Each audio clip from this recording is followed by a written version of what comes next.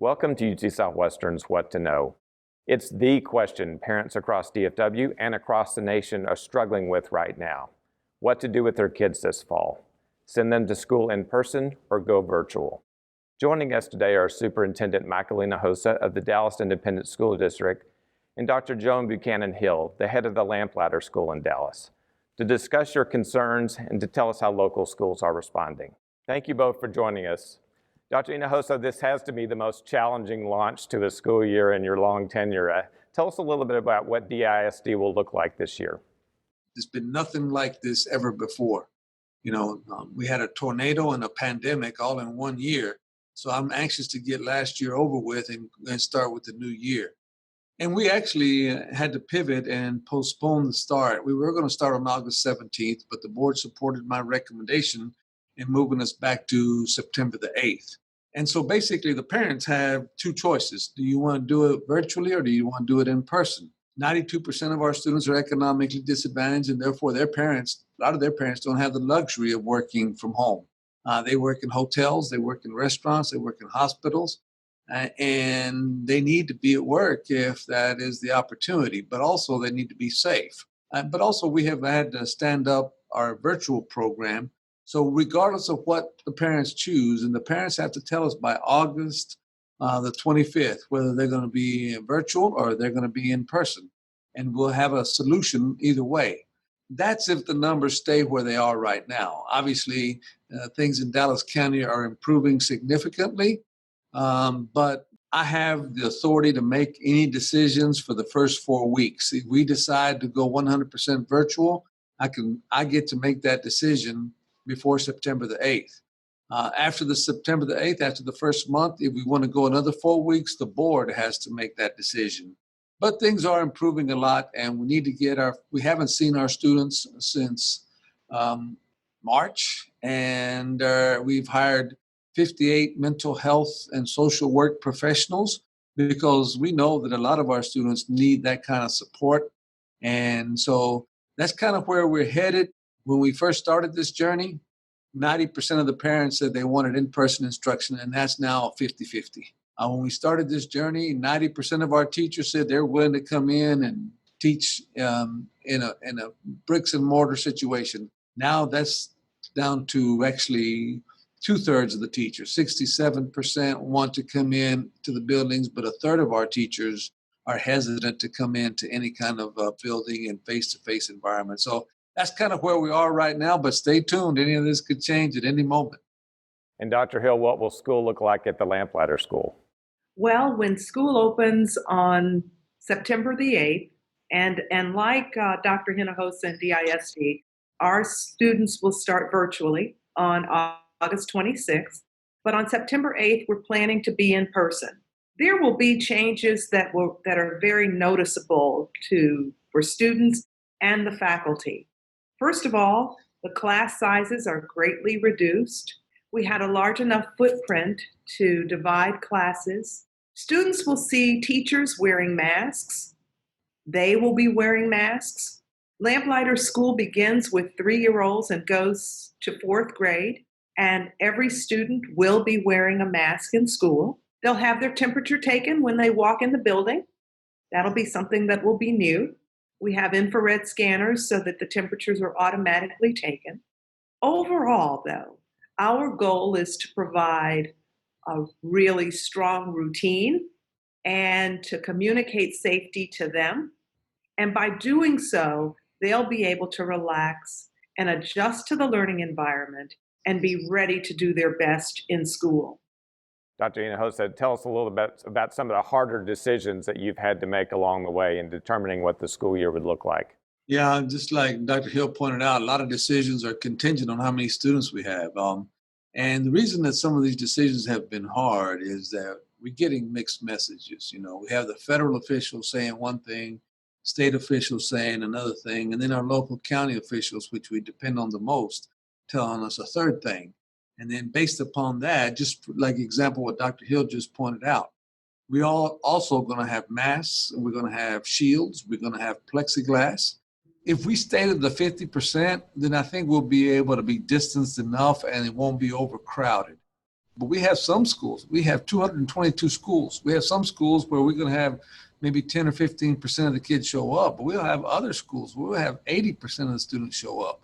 And that's going to be two different instructional methods and protocols that teachers have to follow. So our teachers have been warriors. We have a few that are very outspoken about, how they're going to handle this, but most of them have been really supportive, and are getting all the training that they can get because they know their world has been changed. They know that their world has been rocked, but we're very pleased with their attitudes, and that's why we're trying to get them ready for the start of the school year, because our parents expected, and we expected, and they expected of themselves. For us, probably the most challenging one, which we still don't have an answer for, and it's getting close to the start of school, is transportation. We have a 60-passenger bus. If we socially distance, we can get 14 students on the bus. And how many of our students are going to want to get bused? And how many of their parents will allow them to get bused? A lot of our parents don't have the time or the means to drive them to school. So that is a very difficult decision that we're going to have to get. And then our principals have to lay out, okay, all the buses show up at the school, we have to stagger which entrances are they going to come in. So there's so much planning and detail that goes into every one of those issues. And Dr. Hill, what are the key concerns you're hearing from parents and families as they think about what the year looks like? The key concern that I'm hearing from families is around safety. Will my child be safe at school? But I try not to answer that question as a direct yes or no, because that's a broad question. I begin by telling parents, these are not normal times. COVID-19 is a global pandemic. However you're feeling is the way you should be feeling right now. There is no right or wrong way to feel or to process what's going on internationally and globally. Parents have to begin teaching their children before they come into school what it means to physically distance, what it means to wear a mask and how that's going to feel, and also to wash their hands and to be vigilant about hand washing. Those are the three things we know internationally that have helped to flatten the curve. And if parents can begin to adopt those practices at home, then the question of will my child be safe in school is easier for us to answer, because those are the kinds of protocols that we'll insist upon in school. So Dr. Hinojosa, we know that some parents don't have the option of having their kids at home and will have to bring them to school. Tell us a little bit about what you're doing to take special precautions for those children. Well, we need to have them let us know right away what those conditions are, and we will adapt to them. My biggest worry is our special needs students, because by law, we have to do an individualized education plan for them. A lot of our medically fragile students are the ones that need the most support, and they really can't social distance. And the teachers that teach those students are really risking their lives, but that's the only way they can serve those students. Hopefully, some of our teachers will volunteer to go into the home if necessary, if that's the best environment.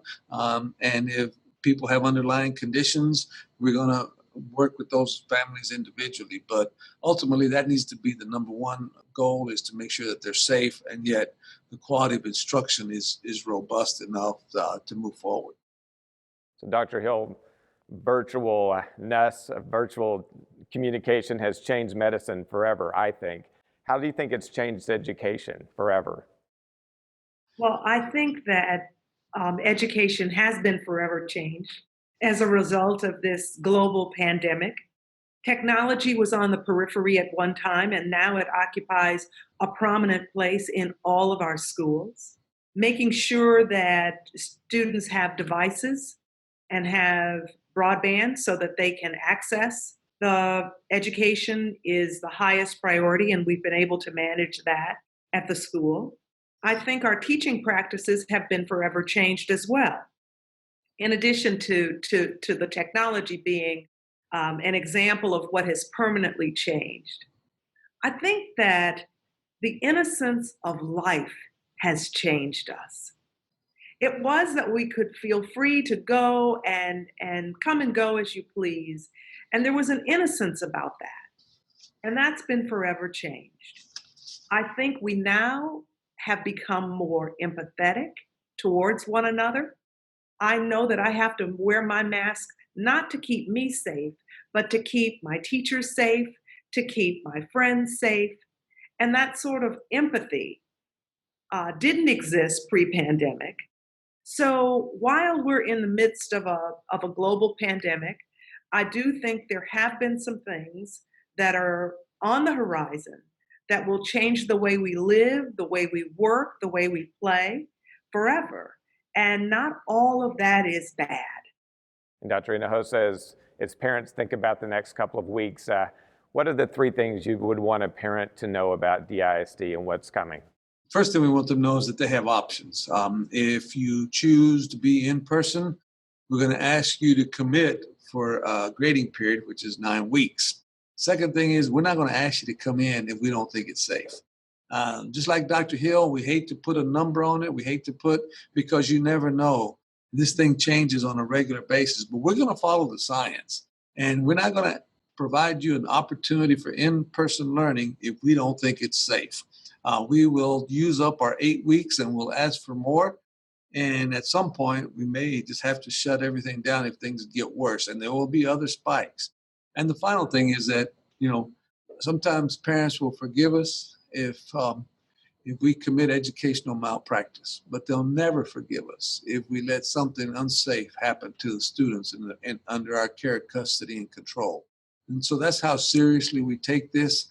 But there are going to be incidents. You look at Georgia right now, and you see the things that are happening, and everybody predicted it. So we know that, we get that, and those are the three things that I want our parents to consider. I'll ask you the same question, Dr. Hill. What are three things you would like parents to know as they think about what the next month looks like? I'd like them to remember that we are not in normal times.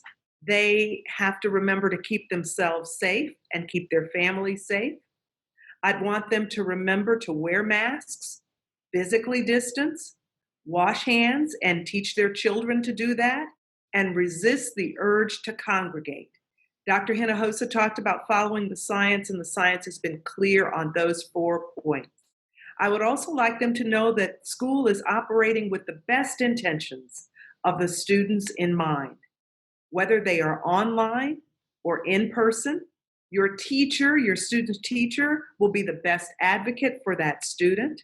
Ask questions if they're concerned about anything or something is unclear. As Dr. Hinojosa said, we will not bring students into our building if we feel that it is unsafe.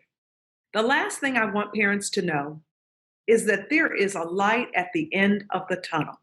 It's not always clear, but the best and the brightest doctors, scientists, and researchers in the world are working on a vaccine and are working on therapeutics. And in the meantime, all of us have to do our part to limit the spread. Well, I want to thank you both for joining us. There's a lot of talk about heroes these days, and certainly teachers and all the people that are committed to the education of our children are those heroes as well. So thanks for all that the both of you are doing and for joining us today. Thank you, Dr. Warner. It was a pleasure meeting you. And Dr. Hinojosa, it's good to see you always. I enjoyed it. Thank you very much for having me. Thank you again for joining us. Many of you will still have questions after viewing today's episode, so we invite you to go to utswmed.org. We'll have a list of resources for kids and parents as they think about the school year. Until next week, stay safe and stay healthy.